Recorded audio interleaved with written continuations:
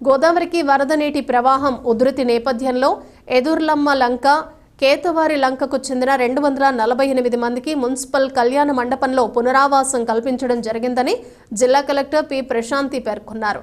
Allcott gardens municipal కళ్యాణ మండపంలో పునరావాస శిబిరాన్ని ఆకస్మికంగా తనిఖీ చేశారు. అక్కడ పునరావాసం కల్పించిన లంక గ్రామాల ప్రజలతో మాట్లాడటం జరిగింది.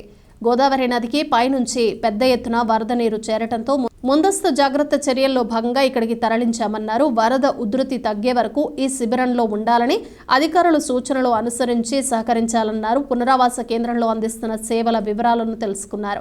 శానిటరీ నిర్వహణ విషయంలో అధికారులు, సిబ్బంది తగిన జాగ్రత్తలు తీసుకోవాలని, పునరావాస కేంద్రంలో ఉన్న వారికి వేడి నీళ్లు అందించడం, మహిళలకు, పురుషులకు ప్రత్యేక వసతి సదుపాయాలపై వివరాలు అడిగి తెలుసుకున్నారు.